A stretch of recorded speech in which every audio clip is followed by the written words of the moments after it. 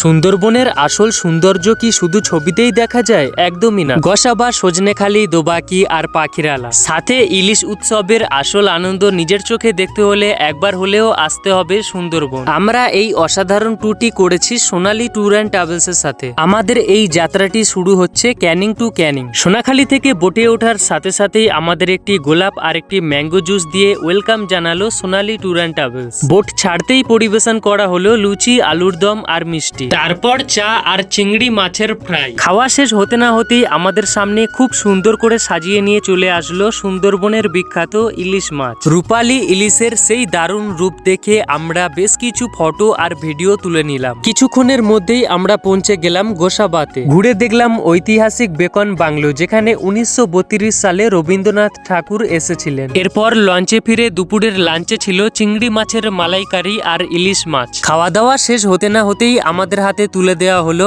একটি তাজা পেয়ারা, আর সেটা খেতে খেতেই আমরা পৌঁছে গেলাম পাখিরালা। এখানে ছিল আমাদের হোটেল মিলন তিথি। সত্যি রুমটা যেমন দুর্দান্ত, তেমনি রুমের ভেতরটা ছিল জাস্ট দেখার মতো। সন্ধ্যায় প্রথমে দেওয়া হলো গরম গরম চা আর চাউমিন, তার ঠিক পরেই আমরা উপভোগ করলাম সুন্দরবনের বিখ্যাত আদিবাসী ঝুমুর নাচ, যা দেখতে সত্যি খুব সুন্দর লাগছিল। আর সবশেষে রাতের খাবারের মেনুতে আমাদের দেওয়া হলো গরম গরম ভাত আর মটনের ঝোল, যা খেয়ে আমাদের প্রথম দিনটা একদম জমে গেল। পরের দিনটা শুরু হলো সজনেখালি দিয়ে, যেখানে একজন লোকাল গাইড আমাদের সাথে ছিলেন, যিনি আমাদের পুরো জায়গাটি খুব সুন্দর করে ঘুরিয়ে দেখাচ্ছেন। এখানে আমরা প্রথমে দেখলাম কচ্ছপের একটা বড় পুকুর, আর তার থেকে ঠিক একটু এগিয়ে গিয়ে দেখলাম একটি বড় অ্যাকোরিয়াম, যেখানে বেশ বড় বড় কচ্ছপ রাখা ছিল। ওয়াচ টাওয়ারের উপর থেকে সুন্দরবনের চারিপাশটি দেখে সত্যি মনটা জুড়িয়ে গেল। লঞ্চে ফিরে সকালের ব্রেকফাস্ট করতে করতেই আমরা উপভোগ করলাম সুন্দরবন নদীর অপূর্ব দৃশ্য।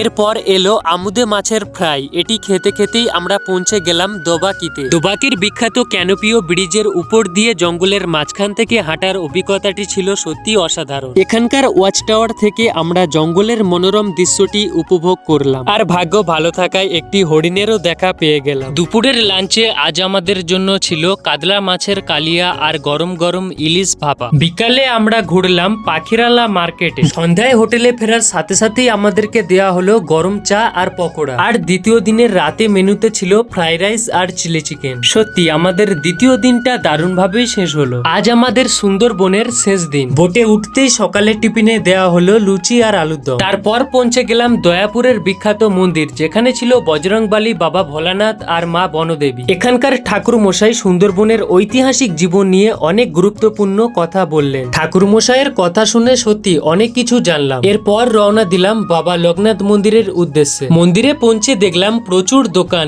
স্থানীয় জিনিসপত্র, তার সাথে ছিল বাচ্চাদের প্রিয় তালপাতার সেপাই। সত্যি জায়গাটা ঘুরে দেখার মতো। তারপর বাবা লোকনাথকে প্রণাম জানিয়ে আমরা আবার চলে গেলাম লঞ্চে। শেষ দিনের দুপুরের লাঞ্চটা ছিল একেবারে স্পেশাল ইলিশ বিরিয়ানি আর চিকেন কষা। খাওয়া দাওয়া শেষ করেই আমরা পৌঁছে গেলাম সোনাখালিতে। ভিডিওর শুরুতেই আমি যেমনটা বলেছিলাম, ক্যানিং টু ক্যানিং পুরো পরিষেবা দেবে সোনালী ট্যুর অ্যান্ড ট্রাভেলস। সত্যি এনাদের পরিষেবা ছিল অসাধারণ। আপনিও যদি এই ইলিশ উৎসবে পরিবার কিংবা বন্ধুদেরকে নিয়ে সুন্দরবন ঘুরতে চান, তাহলে এখনই যোগাযোগ করুন স্ক্রিনে দেওয়া নম্বরে। সোনালী ট্যুর অ্যান্ড ট্রাভেলস আপনার অপেক্ষায়।